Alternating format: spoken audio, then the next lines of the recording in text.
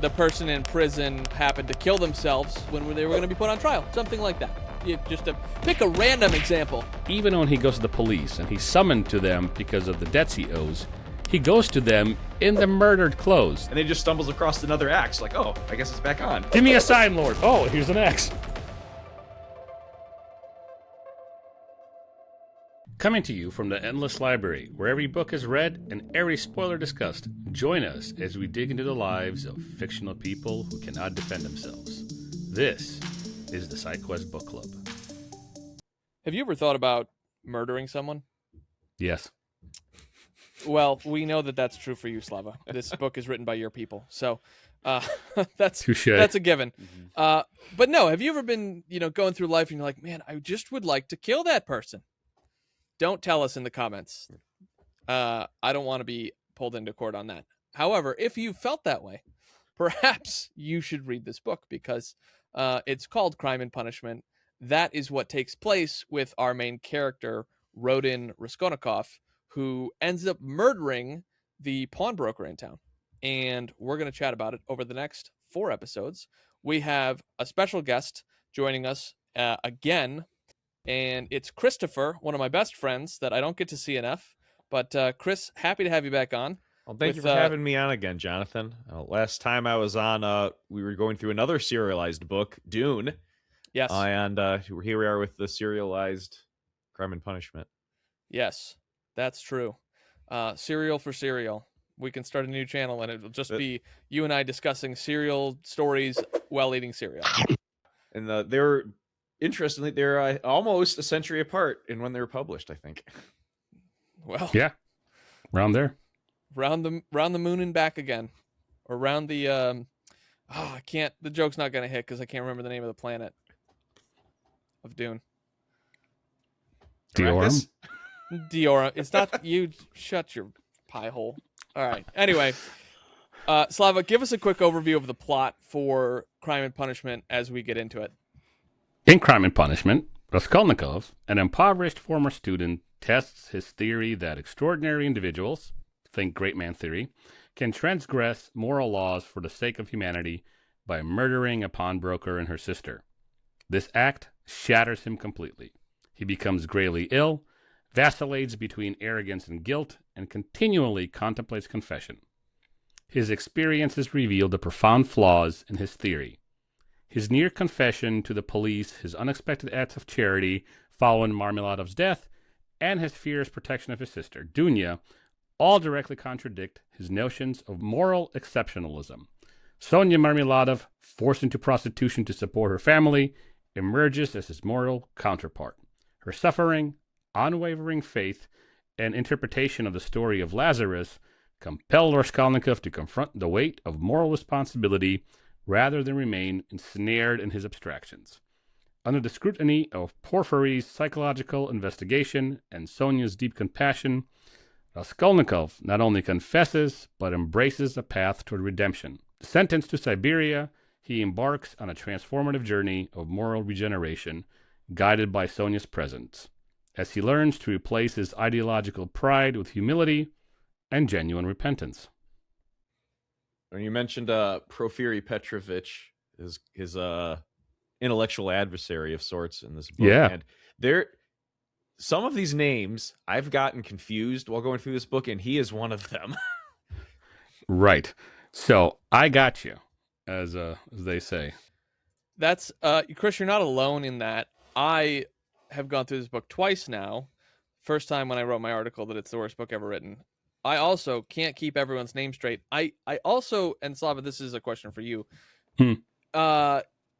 Is the translation where people use first name, last name meant to be that they're using a very proper speech? Is that why that happens? There's two questions here. There's the translation question, but you can tackle Kris's first. Well, if I can jump in, I know that it's common to have a patronym, which is not the same thing as a middle name, but that's probably the easiest thing you'd probably liken it to. And so Rodin, Raskol. Oh, I don't even remember his full name now. He's got 4 names basically. But too many names in Russian. He's an easy one. Like, okay, all 4 of these names is this one person. Yeah. So I have an answer for all of it. I'll kind of answer them out of order. Names. In dialogue, if somebody is addressing somebody, they'll use the patronymic, first name patronymic, or they'll use a diminutive, like a shortened version. Like Vyacheslav is my full name. Slava is what you guys know me. That's a diminutive. So that's in dialogue. When in the... Wait. What's your real name? Vyacheslav. Okay. I feel like I don't even know you. My real name is Jonathan. Right.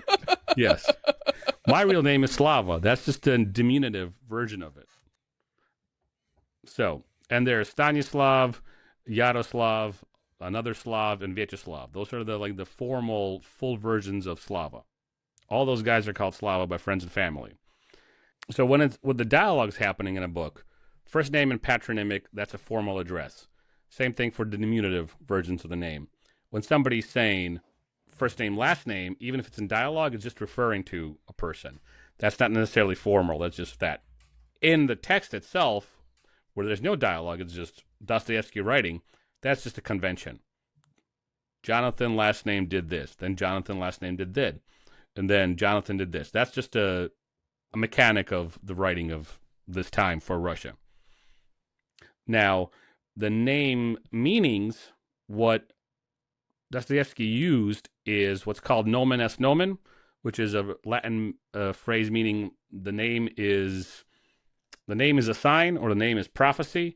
And so the name is transliteration of a word. So Raskolnikov, it comes from the word to be shattered. Marmeladov means a sweet marmalade. All stuff like that. I have some notes on more of the names, so if you guys bear with me. Sweet man marmalade. Is that his street name? Porfiny Petrovich. The name Porfiry comes from porphyria, meaning purple, a color associated with imperial authority. Andrei Svidrigalov is a name drawn from historical figure for moral corruption. That's where Dostoevsky pulls it.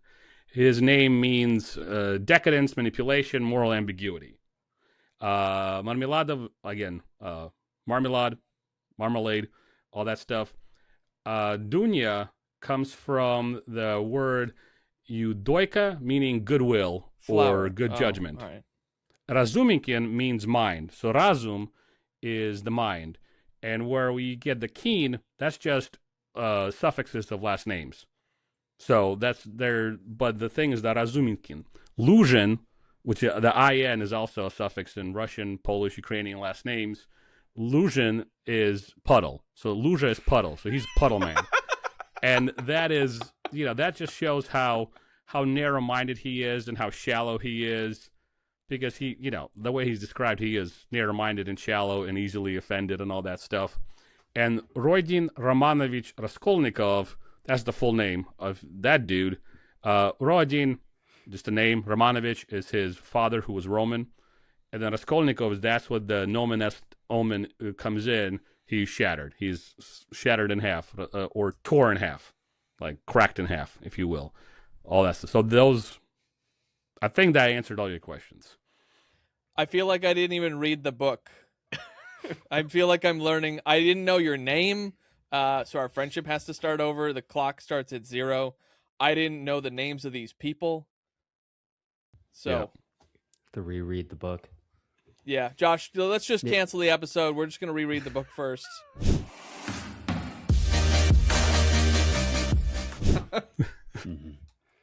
So the puddle guy, what was his name again? Luzhin. That's the fiance, right? Yes, that's the fiance. That's okay. Yep. I just want to make sure. So you didn't read the book either, Josh. All right, good. Yep. Hey guys, welcome to Side Quest, where we don't read the book, we just talk about it. Let's begin. It can be a challenging book to get started. I know you said that it took you the first time you read it like 10 or 11 tries. Yeah, exactly. You actually got into it. When I first got into it, I was immediately suckered in, but this time rereading it, preparation for this, I actually found it difficult to start. Like the first 2 chapters, they're very slow in getting you into it. But as it continues on, I actually find it really difficult to put the book down once it gets going.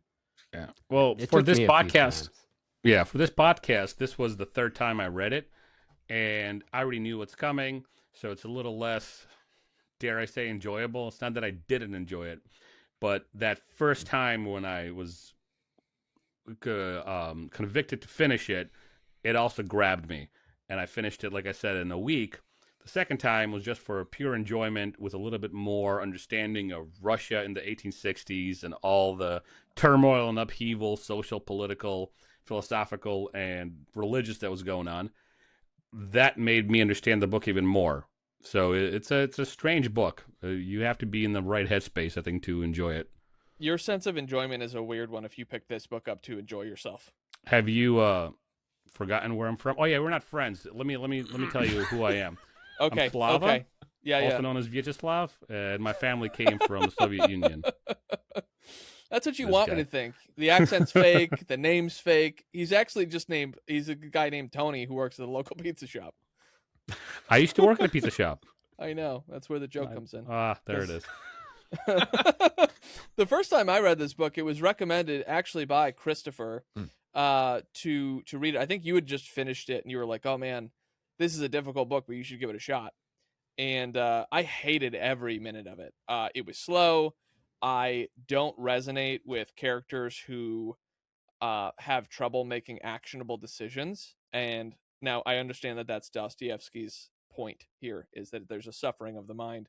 There's a spiritual suffering. Now that I've been given a 45-minute preamble and I learned that my friend's name is not his real name. It just took 10 years to get here, to figure out how the first book really sucked, or the first time I read it really sucked. So, but I had an interesting thought in an article that I read, and there's another video about that on our channel if you want to check it out. But the premise of the article I wrote was the reason I hated the book itself was actually from a personality point of view, where my personality conflicts so much with the way the character functions that it makes me, for lack of a word, squeamish and uncomfortable, where I'm like, why don't you just kill yourself? Because I just can't tolerate you anymore. So kill yourself. I mean, he thought about it. Raskolnikov thought about it. So I'm just trying to support him. So in other words, you think that he's a drain on society. How utilitarian of you. You would have fit in right with the intelligentsia. You would have fit in. I'm working my way up utilitarian. to the I'm working my way up to the bourgeoisie. I'm climbing the ladder, baby. We're just the proletariat over here. One surf at a time. Yep. I'll bring them the heads. But this first chapter, if I remember it, though, it starts off, is he still in his Garrett, his apartment, or is he already outside the pawnbroker, kind of doing a trial run for what he's been fantasizing? No, I think he is in his apartment. Garrett is a better word for it, which means, I guess, closet, the size of a closet. So he's in his Garrett, and he is alienated. He's lonely. He avoids human contact. I'm looking at my notes here. His poverty and squalid living conditions depress him so much that he has fallen behind in his studies. He's half starved. Having eaten almost nothing for 2 days. He dreads some unspeakable, unspecified act which he's about to perform. So he's talking about headspaces and being in the right ones or wrong ones. He's in a messed up headspace. And, that apartment that he wakes up in is, I would say, a symbol. He lives in a tiny, dark apartment that he hates, a dilapidated, filthy place that symbolizes his headspace, literally, his mind, and walls him off from the world. Because all his little traversing that he does, even when he wants to go to Razumikin, like, he hates being outside. He thinks people are looking at him. He observes others in their misery, and that depresses him even more. And if I'm going to crawl up my own butt here in the literary sense, his apartment expresses his self-loathing. Raskolnikov, at some level, does not believe he deserves a good life, and so he self-inflicts a lot of pain. And his living condition, his leaving school, not eating, not washing, sleeping in his clothes, all that is self-punishment. It's like a self-flagellation almost, in my mind.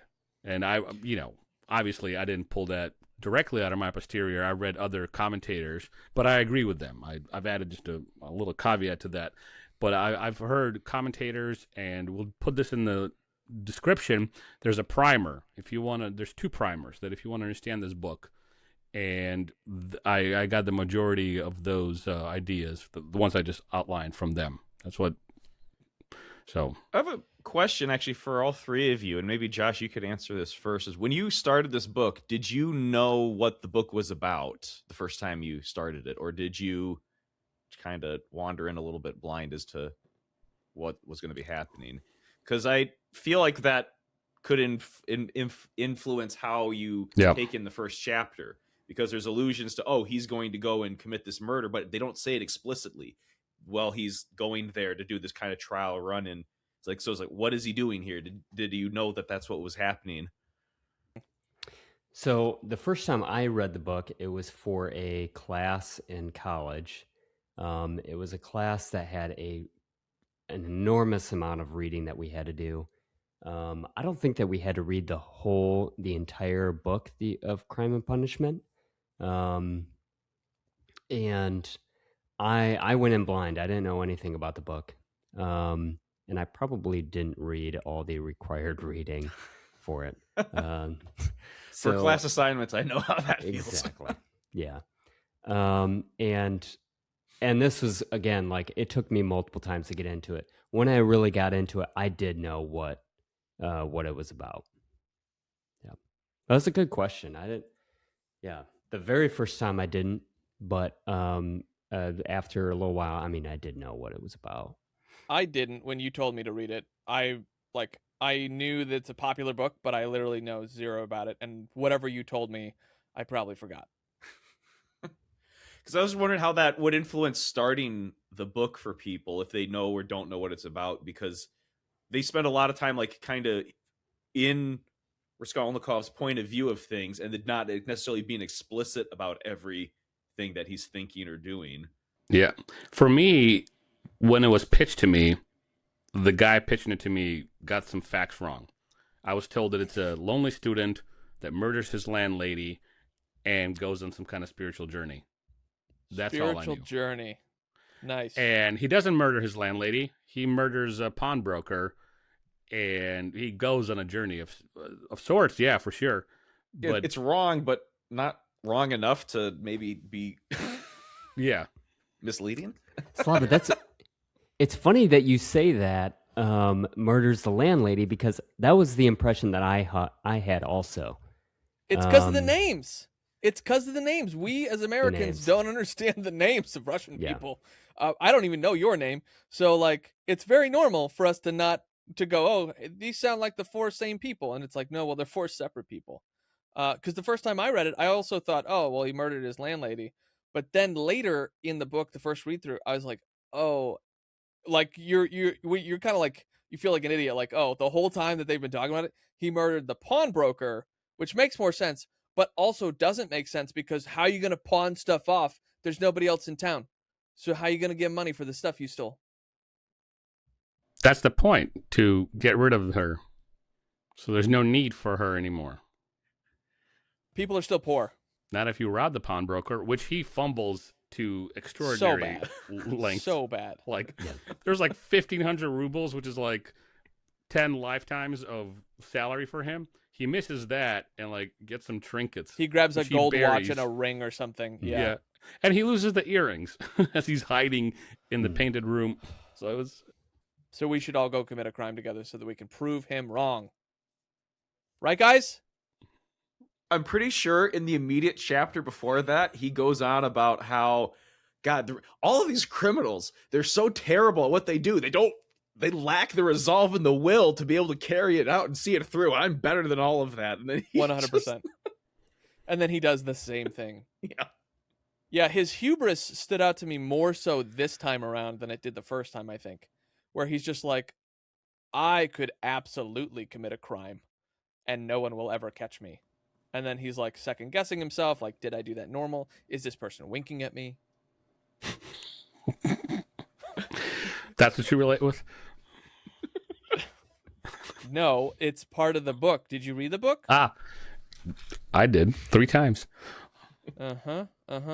So in going back to like chapter 1, chapter 2 here, when I'm starting to read it, I'm reading Raskolnikov and I'm thinking, man, this guy's a degenerate. He can't seem to make ends meet. Now, granted, I again learned something in Slava's preamble of how poor people really were. So my opinions and commentary make me sound like a jackwagon because like a bourgeoisie. I'm calling a poor person a degenerate who can't make ends meet. He's a recluse. He causes, which causes us to distrust all people, causes him to distrust all people and believe all of his own grandiose thoughts. Because I don't know if this is like a real thought. I don't know if people understand this, but psychologically, part of relationships, part of friendships are actually to help us temper our thoughts in society together, right? Like if Slava comes to me and goes, hey, I actually think I can be the Tsar of Russia. I'm going to go, okay, well, that's an interesting thought. What have you been smoking, first off? Secondly, you need to chill. And like we temper each other in society to have the society that we want.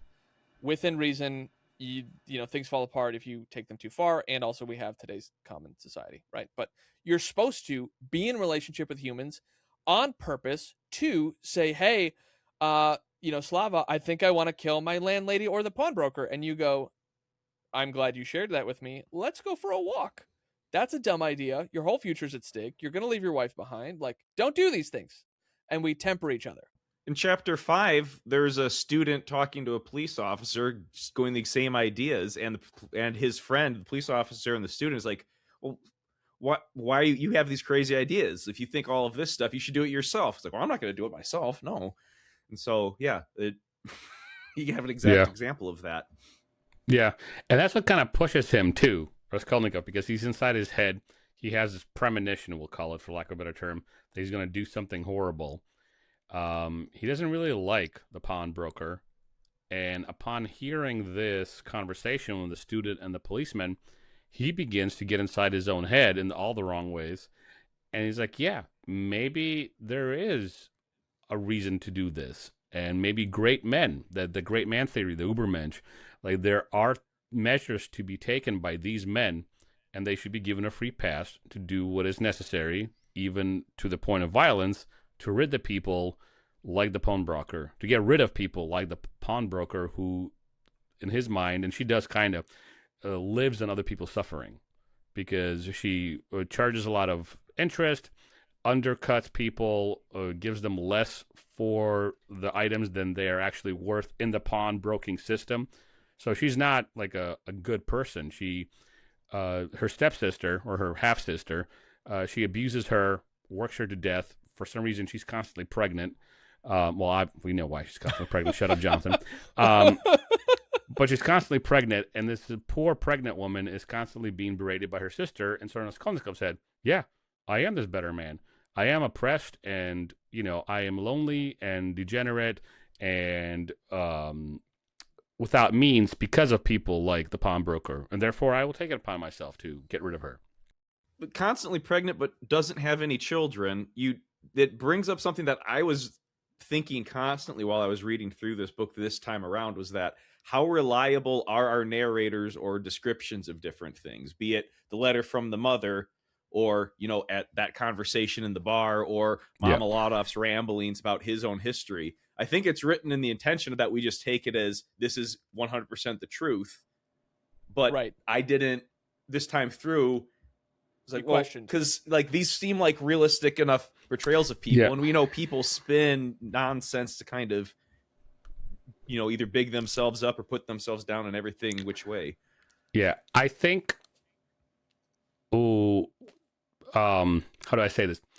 What you're reading, what you see as an unreliable narrative, and maybe this is a distinction without a difference.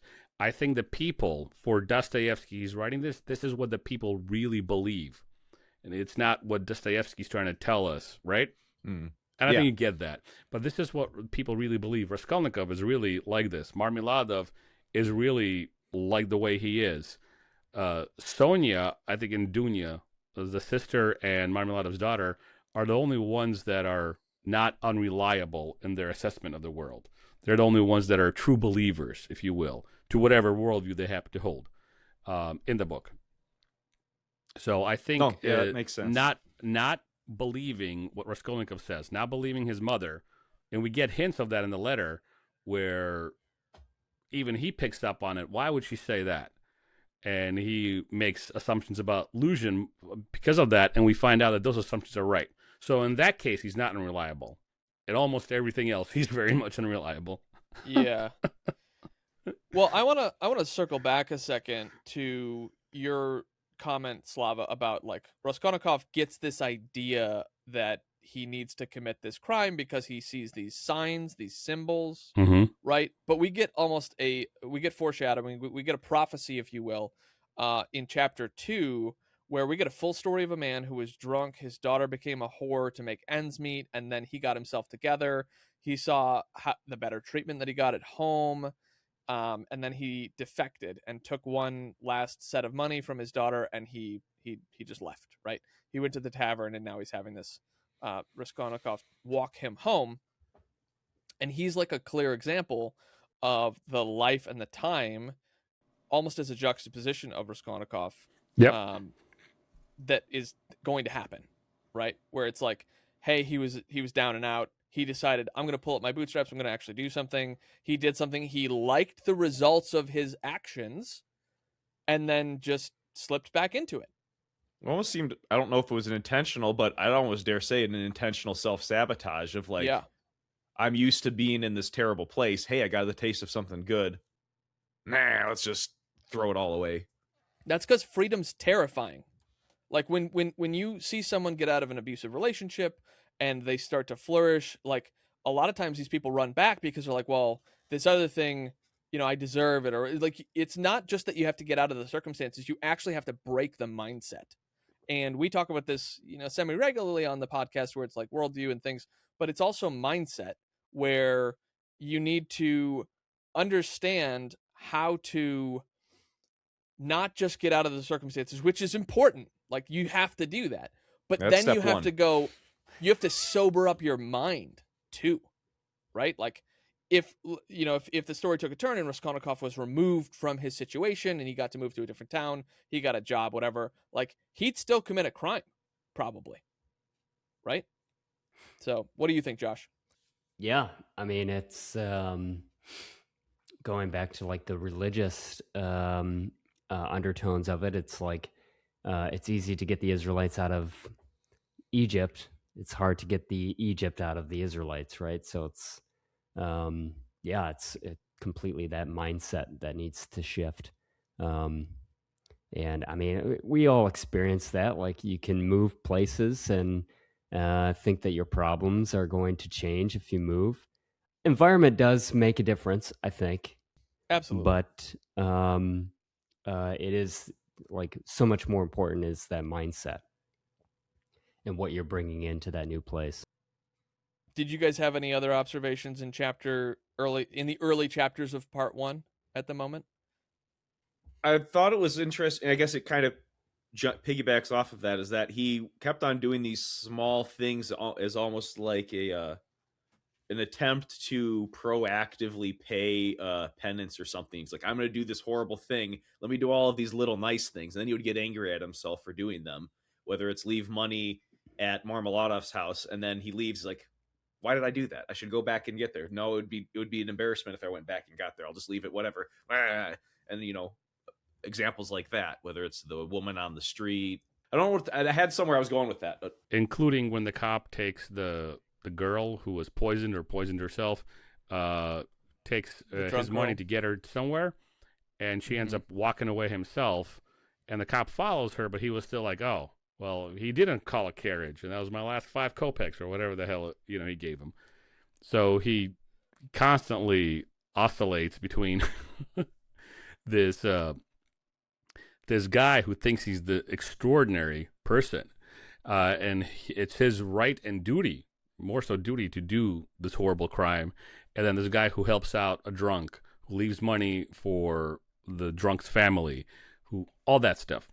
And for those who don't know, like the extraordinary man or the great man theory, the Übermensch,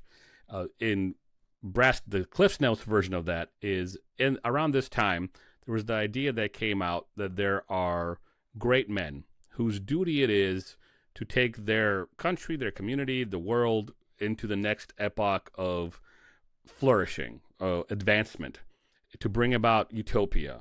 And sometimes what that requires is harsh measures, destruction, and violence. And that's exactly what Raskolnikov does.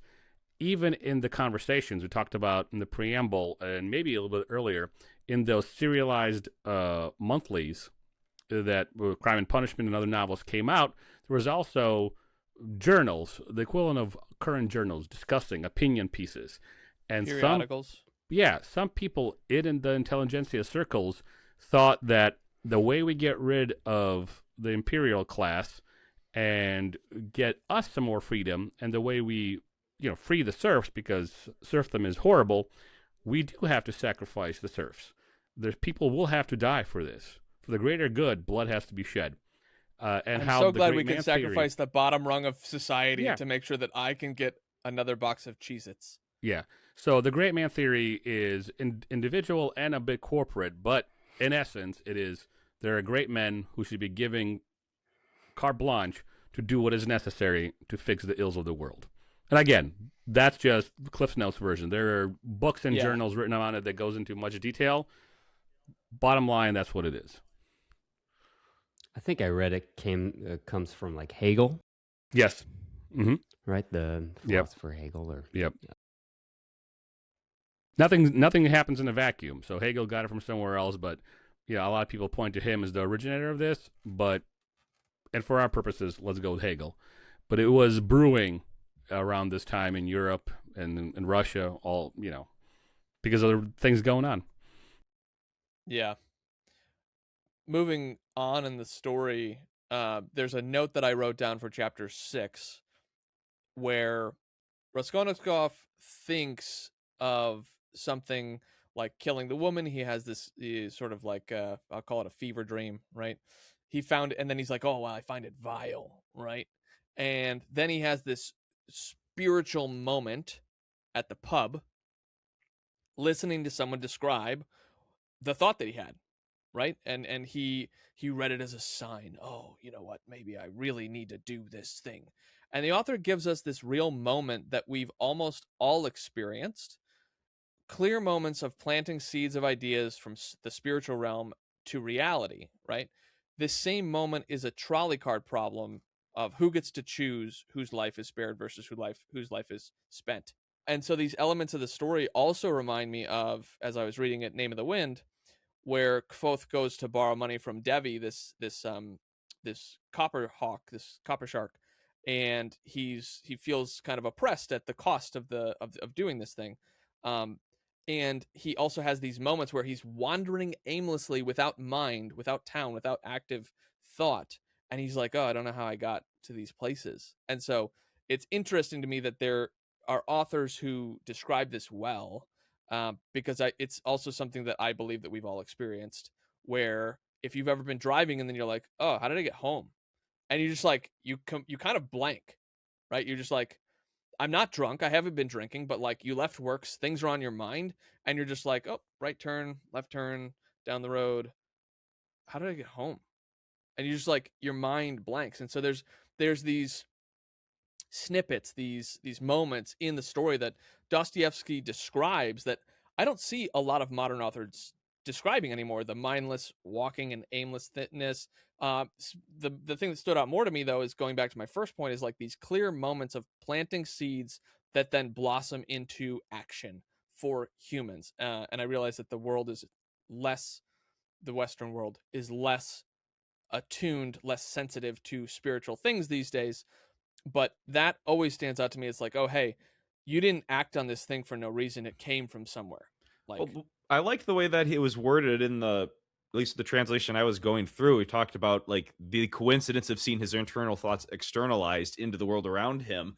But the way it was describing it, I think from his perspective, is that almost like is this God giving me a mandate that like this is God's blessing telling me to do this thing? But it's like, well, it doesn't say that. So is it actually the devil trying to sway you into doing this? Even this happens in Job, the book of Job in the Bible too. It's like, well, God did this thing, and it's like there's two forces. Like, so you chalk everything up to one being, and then you end up swaying people's minds because like, well, God killed this person, God told me to do this thing, and then we have the Crusades and things like that, where it's like, well, God mandated this, so it's cool, we're good. And for Dostoevsky, lest we forget, like a traditionalist, a Christian, what he's saying here is this is, and he wouldn't have this framework necessarily. He would say this is the antithesis to Christianity. This is what secular and progressives of his time, what they are teaching is so radical and so anti-Christian and so anti-Russian and destructive, and you should avoid these things. So Raskolnikov, goodness, Dostoevsky is painting a picture. He's answering, I think, your question in some way, Kris, is saying this is the way that is anti-God. God does not demand this. God demands something more from the Russian soul. And yes, we're currently suffering, but through that suffering, I'm putting words into Dostoevsky's mind, I'm putting in Christianese in it, which I hate, but it's going to serve this purpose. As we walk this path, as we suffer through and act humbly before God, our people, with our traditions, our soil, our Russian soul, will make it out of the rut or whatever horrible situation we're in. And that's why at the end of the book, Raskolnikov has the worldview that he has, because he matured from the radical ideas that he had. And the influences, the student, the policeman, his own stupid thoughts that he let run amok, all of that was the wrong way, according to Dostoevsky.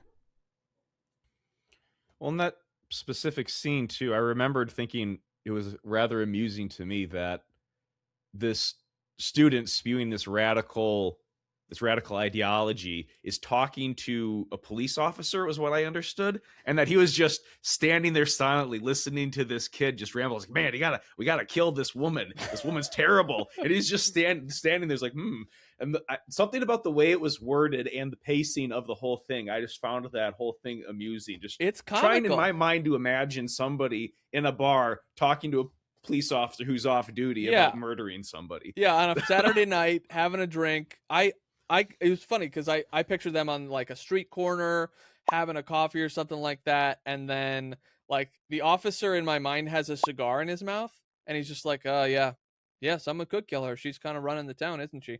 He's the bourgeoisie. Yeah, that's why he's got a cigar. Yeah, exactly. But it is comical. Like the society at the time had to be just kind of wild, where you could talk to a police officer and go, well, I think we should kill this person because it'd be better for our town. Oh, okay. Noted. And he just goes along his day. Oh, they had just finished playing a game of billiards and were drinking tea. That's what that's the setting. Drinking tea. Yeah. But before that, I know we kind of skipped past it, was the dream or nightmare he had. The nightmare of this guy killing a mayor, and I didn't know necessarily what to make of that, but I remembered it. Me either. Other than it being just a sign of his delirium, his mental descent. Yeah. But I remembered the prose going from sentence to sentence through that. It was disturbing in a gripping way of just like I don't know. It was very unsettling, but very well done. So to be honest, like the dream didn't really, I barely remember that part of the book, going through that part of the book. The part that really stood out to me, aside from like the murder itself, in this section that we're talking about, was the letter from the mother. So I'm hoping that we could at least say something about that, but to be honest, I have some thoughts on that too. So yeah, I'd go right ahead. I really just didn't remember the dream until we were going through the like the cliff notes and like this summary. It is very, I mean, reading through that, it is very strange. May just go to like, I don't know, just where his mental state is at. I don't remember the settings around like how he went into the dream or out of the dream, but like I very strongly remember and having a mental picture the first time going through the book of the guy just like endlessly swinging an axe down and killing his horse. And the fact that it then like after that is like stops, everyone's cheering him on and egging him on to do it. He does it. And then everyone's just like, what the hell did you do? But they're all cheering him on. And then he does that. And then they're all just like, what the, I think the phrase he said, you're certainly not a Christian or something like that, I think was what one of the pieces of dialogue that they interjected in there. I don't know necessarily what to make of it. I know that it probably symbolizes something in a religious context that I'm just not familiar with, but well, it stood out to me. I mean, with like the murder of the pawnbroker, it's like, okay, there are people that all agree that this pawnbroker needs to be killed, but then it's like, then after the fact, like, is the pawnbroker the horse pulling the one horse carriage? I don't know. Maybe there's a connection there. I think the context from what I remember is like he seemed to be like ill, right? Like just going into, he hasn't been eating. He's been a recluse. And I think that kind of stems from like what Slava was saying about, you know, his like self-imposed isolation and him punishing himself. Yeah, like through the whole first part one, he is getting sicker and sicker and sicker up into the front of part two. But on the point you just brought up, Kris, in his isolation, I have a question for the group. Have you guys ever isolated yourself in a similar, I'm going to use quotes, right, similar fashion? And because I have, it was like 2010 to like 2012. It was like literally a little bit before you and I became friends, Kris. And when I did that, I recall the pride that grew. It's almost like pride grows in isolation because nothing is tamping it down. There's no comparison. You don't have, you're just, there's no outside influence from friends or family that are like keeping you in check and keeping you mentally sane. Yeah, it's like just, I'm oppressed. I'm bigger and better than everyone. They're dumb. I know better than they do. I forget who it was that had said it, but like that's some famous person said like one of the purposes of society is to keep the individual sane or something like that. Oh, you should look up that quote because that's a great quote. I would love to know who said that. I am horribly misquoting it and probably blowing out of proportion, but I remember that it stuck with me. Christopher, credited for the quote, Wayne Gretzky. Wayne Gretzky. What'd you say? The purpose of society is to keep the individual sane? Something like that, yeah. Christopher, Wayne Gretzky. Or I guess it'd be Wayne Gretzky, Christopher. Right. Quoting Wayne Gretzky. So, as you guys were talking, I looked up that primer, Dostoevsky's Crime and Punishment, a reader's guide, also linked in the description. Raskolnikov's Dream of the Mare, Part 1, I'm reading what the author says, in Chapter 5, engenders the reader's sympathy for him. We quickly realize Raskolnikov identifies with two of the dream's major figures, young Raskolnikov and the peasant, Mikolka. More slowly, we note his identification with the mare. So for these people, they broke it up into a few different levels. There's a psychological level. Raskolnikov recognizes his identification with not just his younger side, but also with Mikolka. Lord, he exclaims, can it be that I will really take an axe and hit her on the head? Then there's a thematic level. Mikolka represents the materialistic utilitarian ideology that Dostoevsky tries to rail against. The socio-political level of his dream, The author says Mikolka's repeated explanations that the Mare is my goods not only asserts his rights as possessor, but also reminds Dostoevsky's readers that until 5 years earlier, serfs had been possessions. And then there's the other two levels is the metaphysical level, which means reality, what we believe reality is. Mikolka's choice of the word dobro, goods, reminds readers of existential choices: to do good, to do good, yes, or evil. And then finally, the moral level, young Raskolnikov's identification with the Mare can be seen as adult Raskolnikov's sympathy for victims of social injustice. And that's what pushes him to kill this woman, because as he's listening to the student, going back to that for just 1 second, the student and the policeman, he sees it as a sign to get rid of something that he sees is utterly bad. Someone that he sees as utterly bad, objectively in his mind bad for society. Something you said about identifying with the Mare that I hadn't thought about was, and one of the things that you've been talking a lot about is serfdom in that time in Russia. It's like, I didn't think of that because the guy, Mikolka. Yep. Mikolka says several times, like, my property, property, exactly. As he's killing it. I didn't think of that. It's like, actually, yeah, something else to think about more. That's interesting. Yeah. And I also read another commentary, and they went meta. They said that often, and they used quotes from the book, but they said that often people in distress have really vivid and horrific dreams. And Raskolnikov in this moment is distressed. Let's just put it lightly. Facts. But Josh, you want to talk about the letter. This is a good place to move on. Are you enjoying today's side quest? Make sure that you're subscribed so you never miss an episode. We're available on YouTube and all major platforms so that you can listen to us anywhere.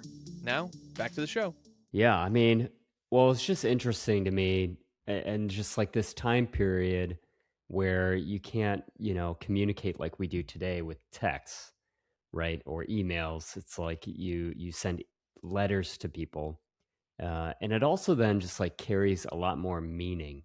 Like the letter, when I was like, going through this section, it's like, it reminded me of like a long text that I would get from my mom and like honestly roll my eyes at, like, why is she sending me this incredibly long text? Right. But the reality is like the communication that we have today just like doesn't bear as much meaning as like that communication then, that you have to like really think through what you're sending, what you're saying. Yeah, like the text that I would get would be like include a lot of information that you really don't need to have in there, right? And so I don't know, that whole thing was just very interesting to me. Yeah, I understand that completely, because it cost money, which they don't have. It costs paper, which costs money that they don't really have. And they have to, squeeze as much as they can on whatever it was, like 2 pages.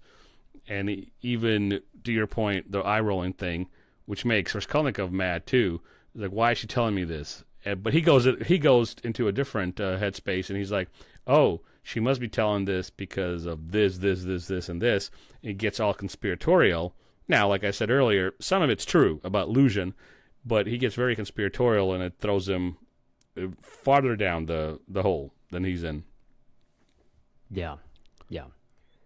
And I think that just goes back to like him being a recluse and not being part of society and like bouncing off these ideas that he's having. Yeah, and I've seen this personally. Like, my mom was a recluse, and the conspiracies she's had and probably has right now about certain people, conspiring against her. I've seen this. And it was because she pulled herself away from society, especially after my dad's death. She reclused herself, and then when she would have moments of clarity and try to, go out in the world, she would find cults or people that were not good for her. She would she joined 2 cults, and then she would quickly realize, like weeks into it, not like a year later when she's like sacrificing a goat in the woods. She would be like a week or 2 into it. She's like, nah, this is not right. and for the right reasons, she would remove herself. But then she would go into being a recluse, and then the people that did mean her good, she would push away. So I've seen Raskolnikov in a 45-year-old woman at that moment in time. Well, I think a lot of the characterizations of different people are very realistic and believable. Like, I can very easily imagine people, and some of them real people I've met in real life. And this letter that he gets from his mother doesn't remind me of my mother, but it makes me think of, aunts and family friends of an older generation. Yep.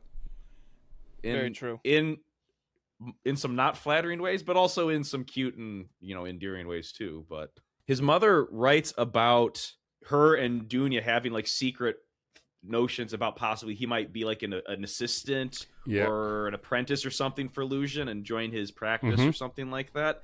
And that's an extremely presumptuous thing to say to Raskolnikov. And I thought, I've actually had something similar, a situation where I'd had a uncle say, hey, talk to this guy about a job. I go and talk to him and I realize, oh, I'm talking to you. We have completely different ideas about why we're having a conversation here, where this is not a job interview like I thought. And so I see a lot of the real world in this, and in a lot of not nice ways. We are all Fyodor Dostoevsky at some juncture, I guess. Yeah. I remember as I was reading the book, specifically the letter portion of it this time, and just maybe this is coming full circle to what Josh said. Man, this is a long letter. This is such a long letter. And I thought of text too. I'm like, man, it would have been, if they had an iPhone, this would have been maybe 7 texts, with 4 sentences each. But this was a tightly written 2-page in the margins, 7 font size scribbles. But people back then, this is the only way they could talk. And they wrote a letter ahead of their trip, hoping that he would get it ahead of their trip, which was going to be precluded, for lack of a better term, by Luzhin, who was going to go and meet him. And just the time frames that people had were so different. Because Luzhin even says later, when he finally meets Raskolnikov, I even waited a couple of days to get you to make sure you read the letter and got used to the idea of me coming and marrying your daughter. Paraphrasing, your sister. Paraphrasing. So the whole timeline, internal timeline in the characters' heads, how they view time, is so much different than what we're used to too. Well, they had to plan ahead, but that was normal life, right? Okay, I know that in March we're gonna go travel to see Raskolnikov. I know that Luzhin's going down there at the end of February, which really means that I need to write a letter this week to try and get it there sort of before Luzhin does. Well, I'm thinking it's like a week difference. I know the passage of time's a little fuzzy. I think part 1 takes place over just 1 or 2 days, and then he's sick for somewhere between 3 to 6 days. Yeah. I'm not entirely sure how long he's sick for, and then it's once again everything's tightly compacted to just a couple days. Yep. I think it's a week to 10 days, and I'm getting my memory's fuzzy on it, even though I just read it this week. The Razumkin and the other guy, when they're talking to the landlady and the 2, not headmasters, but the guys who fix things up. I confuse again with confusing names. There's Zamatov and Zosimov. Yeah. I forget which one's which. They're like caretakers. That's not the word that's used. Yeah, but close enough. When his friend Razumikin is explaining to them why he's on the couch looking up at the ceiling and then looking at the wallflowers on the wallpaper, they said, oh, he's been sick. And I thought it said about 10 days. And then 3 days he was delusional, then he came back, and then he went back into his delirium. In any case, he's been sick for at least a week. And so that's that time frame. And then the time frame between him and confession, I think, is a couple of weeks, because he goes back and forth. And Porfiry and him have this mental duel for a while. And then, him and Sonia talk, and Sonia is reading to him the story of Lazarus. And I think it's not until a day or 2 after that, if I'm remembering correctly, somebody can correct us in the comments, only then does he go and confess. Do they have confession in the Orthodox They do. tradition? It looks like they do in Catholicism? Yep. Okay. It looks a little bit different than what we imagine as Catholic confession does, but yes. The idea of confession as a sacrament and as you go into a priest and receiving some sort of absolution does exist in Orthodoxy. I mean, so speaking of confession, I mean, the act that we're talking about is the murder of the pawnbroker. I don't know, what were your thoughts going through that chapter and that sequence of the actual murder itself? Well, the first time I read the book, I just real blind, right? Like not sure what's going on.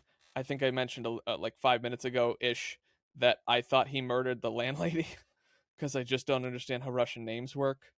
And then like halfway through the book, again on the first read through, I was like, oh, it was the pawnbroker, not the landlady. Okay, well, that makes a little more sense why he was stealing things that were previously pawned, because I was like, maybe the landlady's also the pawnbroker. Maybe they're the same person. But I didn't know that it was going to happen because, you know, to riff off of Chris's question earlier, I didn't know what the book was really about. I just kind of went in blind. Nobody gave me a preamble or a precursor either about Russia, about the book, or about Dostoevsky. I was just like, I know that this is a really well-loved book, and I want to try to read the classics. And that's when I went on my journey of hating this book forever.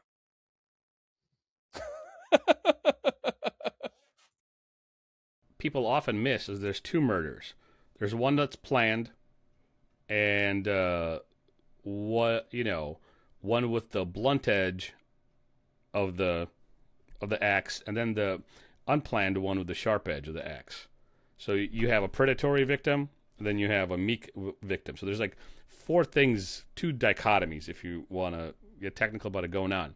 So he plans one murder, beats her blunt end of the axe, and then in his fumblings, he realizes, oh, somebody's walking in. Oh, it's the sister. And he just puts the sharp end of the axe right through her skull. And then he starts worrying about blood spatter, which is, I guess he's watched 48 Hours or CSI or whatever the show is. Dexter. Yeah. Dexter. No, he got his cue from Dexter. Did he rip the pocket out back when he was at home after the fact, or did he rip his pocket out while after okay, the fact? Right. Yeah. I don't want to jump too far ahead, though. Yeah, But and he keeps scrubbing like blood, what he sees as blood spatter, which probably is blood spatter, but he's very worried about blood spatter, which also, more than him being a careful murderer, that's his paranoia, obviously. Well, he also probably owns one shirt, so it's not like he can put on a different shirt and go, I was wearing blue yesterday. He's got one shirt. Well, so I thought the wording did a really good job of showing not just his paranoia, but just like that he was completely losing his mind and freaking out over everything. And I think that's like beyond paranoia. Yeah. But like he goes and leaves there at the end of chapter 6. It's when him going through and he's even like freaking out about like, oh, the maid is in the room that the axe is in. I can't get that. And then he just like immediately gives up. Like, oh, I've lost the opportunity on this one thing. I can now never, ever in the future, ever, this murder is never going to happen now. Yep. And then he just stumbles across another axe. Like, oh, I guess it's back on. right. Yeah. Give me a sign, Lord. Oh, here's an axe. But I think even way back in chapter 1 when he was doing the dress rehearsal, he's like, it must be done with an axe. Yeah. Or is that, it's like, yeah, but. Is there symbolism there at all from Dostoevsky, or is it just like, it's just a plot point? I haven't found any commentary on that. I think it's a plot point. I think the commentary that I, again, pulled out of the reader's guide here is that the dichotomy between the two victims and the two edges of or sides of the axe that he uses. Because he goes in a lot of detail about talking about how like he fashions a sling to like go stitched into the seam of his coat so it like hang right there so no one will and he has this lucid moment. See it. He's lucid moment. He goes like, I just can't walk around with an axe. People look at me funny. I must fashion a lucid moment. Like, yes, you disheveled and crazy looking. walking around with an axe, even in Russia in 1864. Might be weird. Might be weird. Point about him having like a German style hat or something too that's like it really stands out. Yeah, and everyone's gonna notice. He's like, I should have gotten another one. Whatever. Yeah. Because I think when he was a student, he had some means, and so he dressed probably in a good way, a proper way, or maybe middle class way, whatever it is, whatever way. He wouldn't stand out too much. But now that he hasn't been eating and sleeping well, and he's disheveled and hasn't bathed, and his clothes are tattered, whatever that German hat was, it's definitely now an eyesore, and he stands out more than your usual poor person, because there's poor people here, but they seem to like want to take care of themselves. Even Marmeladov comments on it. He's like, "Oh my gosh, I ruined my uniform." Like he makes a point to say that beyond me being a drunk piece of shit, I'm also like not kept right. But Raskolnikov's like, I don't care. Must be a Russian thing. Caring about how you dress? I don't think this is necessarily a one-to-one, but it makes me think of like if you were to see a difference between, a homeless person who's versus like somebody who is like in a tuxedo, but the tuxedo is completely shredded. Yeah. One of those will stand out. And, that's an extreme. Yeah, no. That's a good point. But I know you'd mentioned symbolism too, and I know it came up when he was leaving to go do the murder about how there are 13 steps like on the staircase up to his room. And that just immediately cued me in like, oh, that's the superstitious kind of culture, which seems very fitting and immediately locked in on that superstitious nature. It's not the autism. That would be. Well, it struck me as a cultural thing, not an individual thing. Yeah. Oh, okay. All right. Cool. Got it. So he commits a murder. Part 1 ends, and then he gets sick. Right? Like he's bedridden. People are like, "Oh, he's been delirious. What's going on with him?" Well, I thought the tension of him leaving, though, because this comes up as a big part in part 2, is the tension of him leaving and this whole drawn out thing about these two guys outside, and one of them's like, "Oh, I'm studying to be a detective or something. Notice how the door," and he's just right there. And I don't know if you want to include this or not, but there was I think I came across it last year sometime. There was a short animation or like a story animatic somebody had made, I think for a class project, that's on YouTube, on the YouTube channel Glitter Sticks, where they animate this last sequence of him leaving his Garrett, going, killing the woman, then going back. Oh, and it's just the end. No, share that with us. So you might drop a link. I can drop a link to that. Do it, and we'll take a look at that. Besides the moments with the guy calling, "I am studying to be a detective," blah blah blah, and he actually points out real things, the frame of mind that Raskolnikov is in, it's almost delirium that he sets into. It's Absolutely. Terror, in not only, but not. See, here's the thing. I was about to say in the murder, but not in the murder. It's terror in how he everything up. It's his own negligence and incompetence that he's terrified at. Not necessarily that he murdered Ayula Ivanovna, which is the bad guy. So he murdered the person that needed to be murdered and gotten rid of. He also somewhat casually, after he gets his, whereabouts and realizes, oh, I can't cower here with an axe. I must kill Lizaveta. He does it. Doesn't really think twice about it. It's not like, oh, this is an unfortunate consequence of what I just did. His delirium and anxiety surround his negligence of planning and how he just fumbles everything. And then later, jumping just a few sections ahead, where it's revealed that there was 1,500 rubles, and like we've said already, he got away with like a pittance of the booty. It's just like, okay. So a couple kopecks and calls it a day.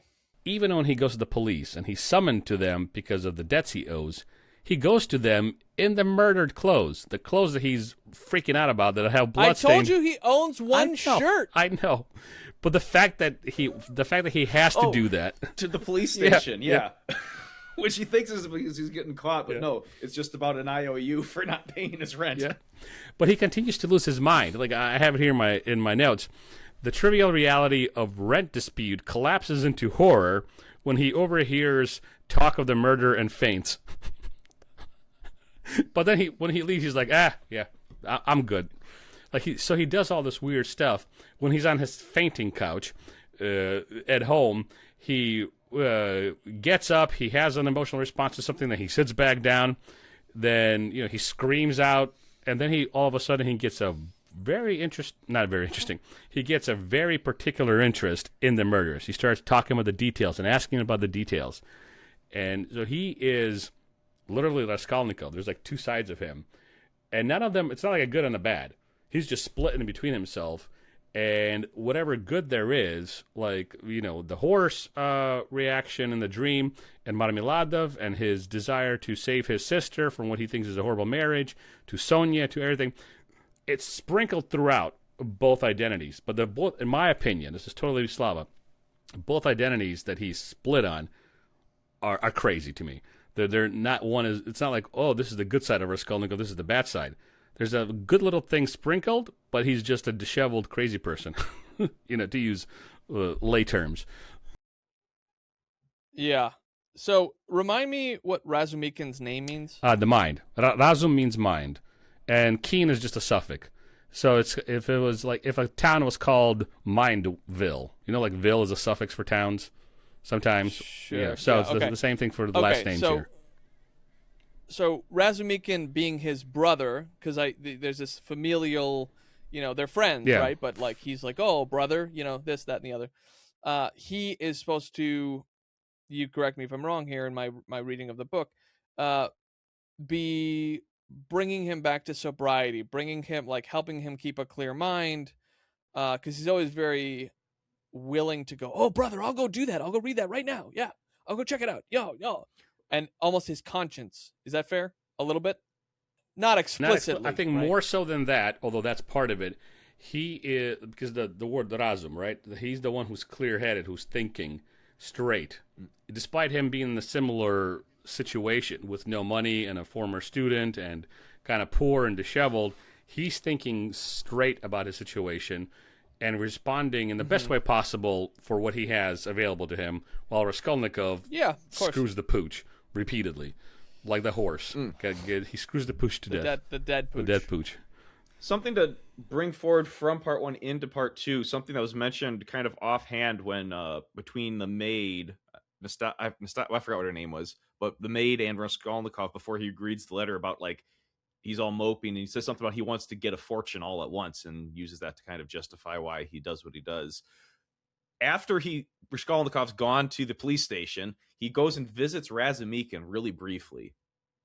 And he's all excited about seeing his friend, who's not mentally there at all. And he goes and weaves this giant tale about, like, translating a whole bunch of nonsense and making a good bit of money doing that, and tries to get his friend, to come in along with him and get involved in that. And so, like, there are opportunities, even if they're not the most reputable, because I would think even the police station, going off of some of the history you're talking about the intelligentsia and stuff, like, the police officers seem like, and the administrators, they're like really angry about these students and these authors are like ruining St. Petersburg or something like that.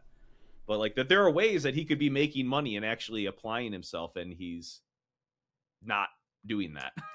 Isn't that always the case, though, in terms of life, where and I feel like that's even more prominent today.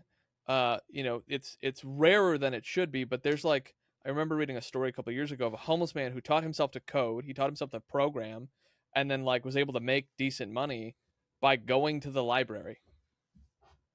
Homeless guy, right? So if, like, he can do it, I'm making him the new bar.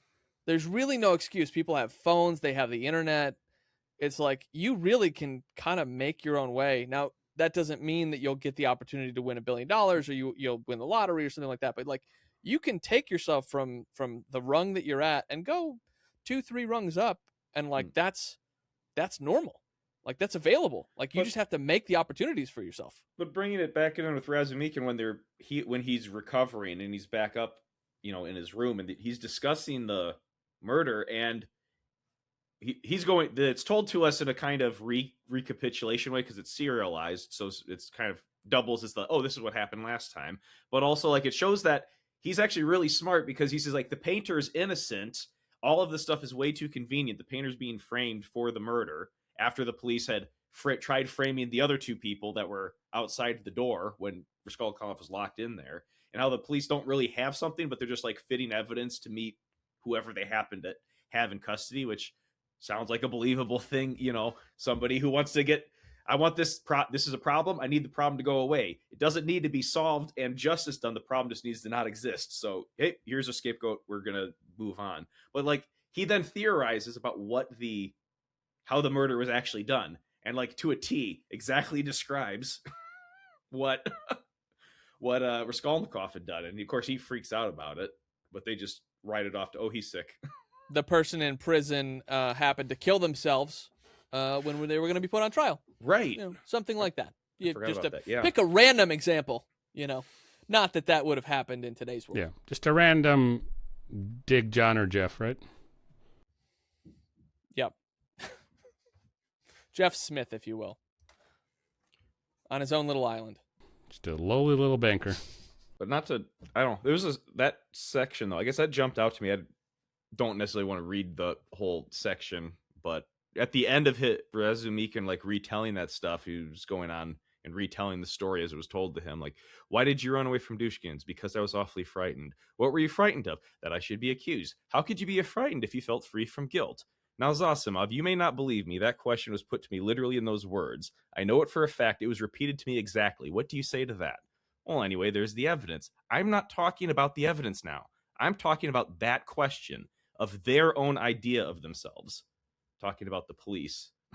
That statement, you know, the question of their own idea of themselves. I mean, isn't that what this is about? Like the whole book is about, right? Like Raskolnikov and his idea of himself being the Ubermensch, being the greater man, you know, and it's this thing that I think Dostoevsky does a good job of repurposing the question to us through a setting of characters, a series of characters throughout the story. But as we wind down here for this episode, covering, you know, parts 1 and part 2, basically, I have one final question that I have remembered a couple times, but kept forgetting to ask the experts here. What was the breakdown for this serial release? Is each chapter one of the serials that was released for the story, or was it by part? Or does that question make sense? Like, how was it released? I'm sure we can look it up originally, but I don't know. I would imagine by parts, because these were. If I were just to venture a guess with no evidence, that would be my guess too. Yeah. Josh, what's your guess? Since we're all taking guesses here. You know, I think it's just like, well, I would guess by part, but like, just like we do today with episodes, it's like a new part dropped every week, you know? Yep. Stay tuned next week. To be continued. Yeah, it makes sense by parts because each part has chapters. So each chapter is kind of like a section of the episodes. Like we have an episode we talk about in the intro, we talk about the author, and then we might talk about the history of the book, depending on the episode, depending on the book. It kind of varies here in SideQuest. Then we talk about the themes, then we maybe jump into some of the chapter plot points. So those are all the chapters, if you will, and then part 2 is, well, part 2 and so on. All right, well, maybe someone could verify that real quick. Well, I think that works well, too, for the writing structure, because I think each part, the last chapter, ends on some monumental moment of happening. Obviously, part 1, the last chapter is the murder, right, and him passing out. I didn't finish part 2 in time for this, so I don't know off the top of my head of how part 2 finished, but I could. It appeared in 12 installments, according to Gemini. And Gemini tells me he got this from Wikipedia and the Ohio State University. So pulling from those two sources, 12 installments. It's Ohio. Yeah. Okay. Probably each part was split in half. Yeah. Interesting. That makes sense. Yeah. And it was monthly installments. Cool. Oh, that so makes sense. So it was a year-long story. Yeah, exactly. Oh, cool. Interesting. Now, timeline-wise, Josh, did Christmas Carol come out just after it finished? Crime and Punishment finishes, and then Dickens writes A Christmas Carol, right? Something like that. Is that the timeline? Yeah, I think so. It's not that long after. Do a quick fact check for me. Like, what are the years? Because I think Christmas Carol is like 1903 or something, 1907. No, I literally just had literally in the 1800s. I think it's 1862. Not two as in two, but 1860s also that Dickens writes. I'm just here to ask the questions, boys. Oh, you're a couple decades the wrong way, I think. 40s? 1880s? Yeah, 1843 for Christmas Carol. Okay, that makes sense. Oh, so it's the opposite. Yeah. Much closer to the Count of Monte Cristo than Crime and when did Punishment. that come out? 40. Oh, I don't. Let me look. That's another classic I'd like to tackle. 1844 to 1846. Well, if you have another serial. Is that a serial? It is. Is it really? Yep. Chris just is going to join us for the serial books, I guess. Yeah. We'll get that on the schedule, hopefully, for next year. No, Let's see if we can get the author on, too. That's funnier than you're giving it credit for. But thanks. Yeah. Because the author's dead. Well, Dostoevsky couldn't make it, so hopefully Dumas will have some free time. Yes. Well, thank you for joining us today on part 1 of Crime and Punishment. Be sure to tune in next time where we cover we don't cover part 2. Join us for part 2 of our part 2, covering parts 3 and 4. Because if it wanted it to be simple, it's not. It's just going to be confusing. So join us then. Hit subscribe so you never miss an episode. And we'll see you next time. Hey, I have a favor to ask. If you like what we're doing, the simplest way to support the show is to hit that subscribe button. In return, we'll keep leveling up, we'll listen to your feedback, and read the authors that you suggest. And of course, we'll take side quests along the way. Thank you for joining us, and we'll see you in the next one.